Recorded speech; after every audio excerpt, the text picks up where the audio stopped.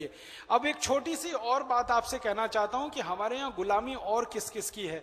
बहुत दिल को चोट पहुंचती है, कचोट लगती है जब ये बात मैं कहता हूं कि अंग्रेज आए थे लूट करने, मारामारी करने, बर्बादी करने, हमको पूरी तरह से खत्म करने के लिए। और जिन अंग्रेजों ने सबसे ज्यादा ये काम किए हैं उन अंग्रेजों को हम कभी भूलते नहीं।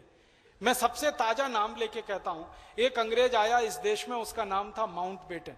आपको मालूम है माउंटबेटन आया नहीं, उसको ब्रिटेन की संसद से बाकायदा भेजा गया। ब्रिटेन की संसद ने प्रस्ताव पारित करके माउंटबेटन को भारत का गवर्नर जनरल बनाया। और प्रस्ताव पारित करते समय क्या बात लिखी गई उसमें कि भारत में सत्ता का हस्तांतरण जब होगा तो इससे ज्यादा उपयुक्त कोई व्यक्ति नहीं हो सकता, माउंटबेटन से ज्यादा उपयुक्त कोई व्यक्ति नहीं हो सकता, इसलिए इसको भेजा जाए। कारण क्या है? कारण उसके बारे में ब्रिटेन की संसद में यह कहा गया, बहुत संकेत में कह रहा हूं, ज्यादा स्पष्ट नहीं कह सकता इस बात को।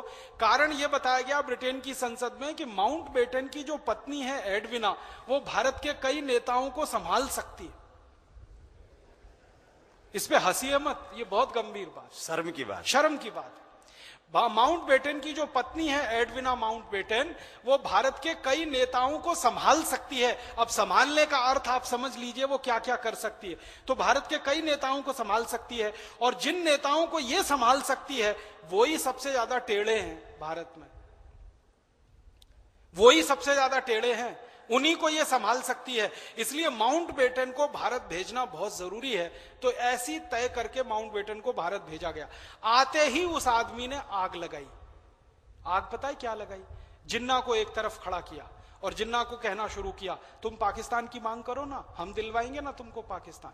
माउंटबेटन जिन्ना को बुलाता है और बार बार कहता है तुम पाकिस्तान की मांग खड़ी करो ना, हम दिलवाएंगे तुम्हें पाकिस्तान। आपको मालूम है जिन्ना पाकिस्तान नहीं मांग रहा था, ना मुसलमान था। जिन्ना पाकिस्तान नहीं मांग रहा था, जिन्ना के नजदीकी मुसलमान पाकिस्तान नहीं मांग रहे थे। एक जिन्ना का सहयोगी था, एक ही सहयोगी, उसका नाम था सोहरावर्दी। उसने कभी कहा था कि हमको पाकिस्तान चाहिए। एक सहयोगी था जिन्ना का, वो कभी कभी कह देता था भूल चूक से कि हमको तो पाकिस्तान लेके रहना है। जिन्ना ने पाकिस्तान नहीं मांगा, जिन्ना के नजदीकी लोगों ने पाकिस्तान नहीं मांगा। और माउंटबेटन ने आके जिन्ना को इतना इतना चढ़ाया, इतना चढ़ाया, पाकिस्तान मांगो, पाकिस्तान मांगो, घंटों घंटों जिन्ना की माउंटबेटन से मीटिंग होती है और उसमें उसको भड़काया जाता है, उसमें वो भड़कता है, उसमें जो भड़कता है उसमें। और भारत के कांग्रेस के नेताओं को जब मिलता था माउंटबेटन, तो भारत के कांग्रेसी नेताओं को यह समझाता था कि तुम इन मुसलमानों को कहां सिर पे ढोओगे, ये तुम्हारे लिए खाट खड़ी कर देंगे, ऐसा कर देंगे, वैसा कर देंगे, तुम्हारी परंपरा इनसे अलग है, इनकी परंपरा तुमसे अलग है। तो कांग्रेसी नेताओं को इस तरह से भड़काता था माउंटबेटन। भड़काने वाला गवर्नर जनरल इस देश में आया और भड़काते भड़काते भड़काते भड़काते और उसकी पत्नी का भारत के नेताओं के लिए इस्तेमाल करते करते उसने इस देश के दो टुकड़े करा दिए।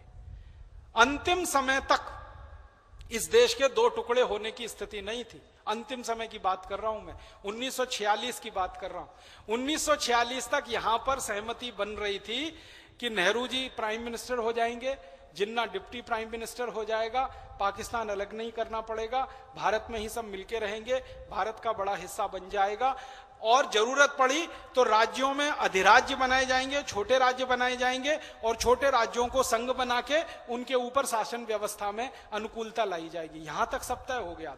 जब तय हो गया कि एक प्राइम मिनिस्टर, एक डिप्टी प्राइम मिनिस्टर, फिर भड़का दिया इसने माउंटबेटन, और उसकी पत्नी ने भड़का दिया, एडविना ने भड़का दिया। और वो भड़क इतनी दूर तक गई कि एक इतना खराब स्टेटमेंट हमारे देश के पंडित नेहरू ने कर दिया, जिसने देश के दो टुकड़े करा दिए। स्टेटमेंट ये था कि मैं जिन्ना को मेरे मंत्रिमंडल में चपरासी भी नहीं बना सकता। उप प्रधानमंत्री बनाना तो दूर की बात है, अब उप प्रधानमंत्री बनाना दूर की बात है, चपरासी नहीं बना सकता। तो माउंटबेटन ने जिन्ना को वो स्टेटमेंट पढ़ा के कहा, देखो नेहरू तुम्हारी इतनी इज्जत करता है, तुम्हें चपरासी नहीं बना सकता। फिर जिन्ना को एकदम तमतमाहट आ गई, गुस्सा आया, और उसको लगा कि उसका अपमान हो रहा है। तो उसने कहा अब तो मैं दूसरे देश का प्रधानमंत्री बन के ही दिखाऊंगा। और उस जिद में अंग्रेजों का आग में घी डालना, भारत के नेताओं को भड़काना, और फिर इस तरह का स्टेटमेंट आ जाना, उसने इस देश के दो टुकड़े करा दिए। और दो टुकड़े होने के लिए कानून बनवा दिया। और मुझे दुख है उस कानून का नाम रखा Indian independence act. Indian independence act कोई कानून नहीं है, एक देश के दो टुकड़े करने वाला कानून है। पाकिस्तान अलग बनेगा, भारत अलग बनेगा, दोनों मिलकर कॉमनवेल्थ में एक मेंबर कंट्री की तरह से एंट्री करेंगे, ये इंडियन इंडिपेंडेंस एक्ट में। तो जिस आदमी ने ये सारा खेल कराया, माउंटबेटन ने, उस माउंटबेटन के बारे में आजादी मिलने के बाद क्या होना चाहिए था? पूरे देश के बंटवारे का जिम्मेदार एक अंग्रेज अधिकारी माउंटबेटन, उसकी धर्मपत्नी और पूरी अंग्रेज व्यवस्था, उनकी ब्रिटेन की संसद, जिसने हमारे अखंड देश को खंड खंड तोड़ा, बांट दिया, उस माउंटबेटन के पत्र, उसके फोटोग्राफ, उसकी स्मरण की हुई चीजें अगर हिंदुस्तान में सजाकर रखी जाए तो आपका खून नहीं खौलेगा? आपको गुस्सा नहीं आना चाहिए? हमारे अखंड देश को बांट दिया, और बांटा ही नहीं, कत्लेआम मचवा दिया इस देश में। आपको मालूम है दुनिया के किसी भी देश में 1.5 वर्षों में इतना बड़ा कत्लेआम नहीं हुआ जो भारत में हुआ। 1946 अगस्त से शुरू होकर 1947 दिसंबर तक चला। लाखों लाखों लोग कत्ल किए गए इस देश में। यहां हिंदुस्तान में कत्ल किए गए, उधर पाकिस्तान में कत्ल किए गए। और कत्लेआम मचा वो एक तरफ है लाखों लोगों का, लाखों लोग शरणार्थी हो गए जिंदगी भर के लिए। लाखों लोगों को पाकिस्तान छोड़कर भारत में आना पड़ा, और भारत के बहुत सारे लोगों को छोड़कर पाकिस्तान में जाना पड़ा। आपको मालूम है वो शरणार्थी आज तक इस देश में अलग अलग शहरों में अलग अलग कॉलोनियां बसाकर रह रहे, जिनका घर हमेशा के लिए छूट गया, संपत्तियां हमेशा के लिए छूट गई, रिश्ते हमेशा के लिए बट गए, उनके परिवार हमेशा के लिए बट गए। लाखों लोगों ने कत्लेआम सहा है। मां बहन बेटियों के साथ जो बलात्कार हुए हैं वो पूरी दुनिया में किसी देश में उदाहरण नहीं मिलता जो उन दिनों में हुए। एक दूसरे की गर्दनें काटी हैं, एक दूसरे के सिर काटे हैं। इतनी हैवानियत भरी वो समय की तारीख है।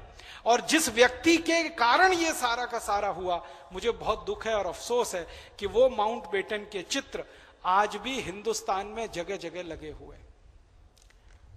हमारे देश में इस पे ताली बजाने की बात नहीं, उसके चित्र लगे हुए।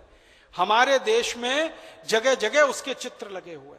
भारत देश की संवैधानिक शीर्ष संस्थाएं, उनमें माउंटबेटन के चित्र लगे हुए। हमारे देश के आर्काइव्स में माउंटबेटन के चित्र लगे हुए। हमारे देश के म्यूजियम्स में जगह जगह वो चीजें रखी हुई हैं। खून खौलाती हैं वो सब चीजें। हटा देना चाहिए था, उनको मिटा देना चाहिए था। माउंटबेटन की सारी स्मृति को दिल दिमाग से और इस देश की तारीख में से मिट जाना चाहिए था 15 अगस्त 1947 के बाद।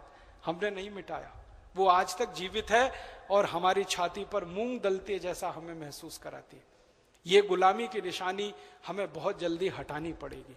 एडविना की बहुत सारी निशानियां दिल्ली में हैं, इन सारी निशानियों को हटा के हम बहुत विनम्रता पूर्वक अंग्रेजों को कहेंगे कि एडविना से संबंधित जो कुछ यहां पड़ा हुआ है, माउंटबेटन से संबंधित जो कुछ पड़ा हुआ है, आप इसको या तो मंगा लीजिए, हम उनको समय दे सकते हैं, और नहीं तो जला के फेंक दीजिए। वो याद करने लायक नहीं है, वो स्मरण में रखने लायक नहीं है, वो स्मृति में दर्ज करने लायक नहीं।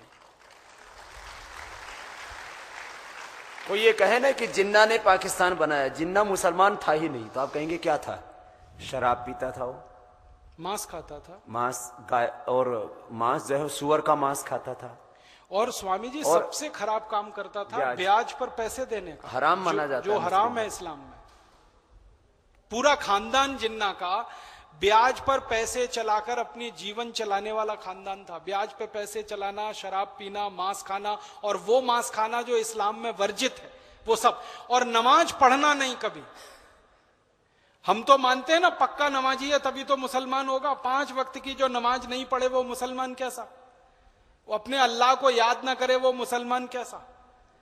और आपको एक और बात बताता हूं, हिंदुस्तान के मुसलमानों का नेता नहीं रहा कभी भी जिन्ना। इस देश के मुसलमानों ने कभी भी अपना नेता नहीं माना जिन्ना को, पाकिस्तानियों ने भी नहीं माना। हाँ, और कभी भी पाकिस्तान जिन्होंने नहीं मांगा उनको जबरदस्ती दे दिया। ये जो सिंध का इलाका है ना, ये जो पंजाब का इलाका है, सिंध पंजाब पूरा प्रांत, और ये बलूचिस्तान पूरा जिसको फ्रंटियर प्रोविंस कहते हैं, इन्होंने कभी भी सपने में भी पाकिस्तान नहीं मांगा। एक खतरनाक अंग्रेज ने जबरदस्ती उनको पाकिस्तान दे दिया। उस अंग्रेज का नाम था रेड क्लिफ। इसी का सहयोगी था माउंटबेटन का। रेड क्लिफ को भेजा गया ब्रिटिश पार्लियामेंट से ये कह के आप जाओ और आपकी मर्जी से भारत और पाकिस्तान के बीच में सीमा रेखा खींच दो, आपकी मर्जी से। सुनिए शब्द को ध्यान से। ब्रिटिश संसद में प्रस्ताव हुआ, रेड क्लिफ को कहा गया कि आप जाओ, आपकी मर्जी से भारत पाकिस्तान के बीच में लाइन खींच दो। आ गया और उसने भारत के नेताओं को 2, 4, 5 को संपर्क किया, भाई मुझे ये काम मिला है, मुझे रेखा खींचनी है, बंटवारा करना है, ये भारत की सीमा, ये पाकिस्तान की सीमा। तो लोगों ने विरोध किया कि भाई तुम ऐसे कैसे लाइन खींच सकते हो, तुम होते कौन हो ये तय करने वाले कि ये भारत की सीमा, ये पाकिस्तान की सीमा। उसने कहा मेरी अथॉरिटी है, ब्रिटिश पार्लियामेंट ने मुझे कहा है। तो भारत के लोगों ने कहा कि ब्रिटिश पार्लियामेंट की हम नहीं मानते और हम तो अब आजाद हो रहे हैं, आजाद होने के बाद हम तय कर लेंगे कि कौन सा इलाका भारत का, कौन सा पाकिस्तान का, तुम जाओ, तुम्हारी हमें जरूरत नहीं है। तो माउंटबेटन की शह पाकर, उसकी मदद लेकर रेड क्लिफ ने अपनी मर्जी से मनमाने तरीके से एक लाइन खींच दी, वही हमारे देश की सीमा रेखा हो गई। और दुर्भाग्य से उसको रेड क्लिफ लाइन ही कहते, नाम भी वही पड़ गया। भारत और पाकिस्तान की जो सीमा रेखा है ना, उसका नाम है रेड क्लिफ लाइन और दस्तावेजों में रेड क्लिफ लाइन ही दर्ज है, भारत पाकिस्तान सीमा रेखा। वो रेड क्लिफ से हमारा कोई संबंध नहीं हो सकता, उससे हमारे कोई रिश्ते नहीं बन सकते। वो तो हमारे लिए खतरनाक शैतान के जैसा आदमी था जिसने हमारे और पाकिस्तान के बीच में मनमानी से रेखा खींच दी। उसका नाम हिंदुस्तान में जगह जगह लिखा हुआ है, स्मरण पत्रों पर, पत्र के अलावा फोटो के रूप में। बहुत सारी गैलरीज हैं इस देश में, जहां जहां मैं गया हूं, म्यूजियम की गैलरीज है जहां रेड क्लिफ का फोटो है, माउंटबेटन का फोटो है, एडविना का फोटो है। ये सब आग लगाते हैं दिल में, क्योंकि यही हमारे देश के बंटवारे के लिए जिम्मेदार हैं और यही हमारी सीमा रेखा तय। और जगह जगह ऐसी सीमा रेखा तय कर दी इस रेड क्लिफ ने कि झगड़े हमेशा होते ही रहे और झगड़े कभी खत्म ना।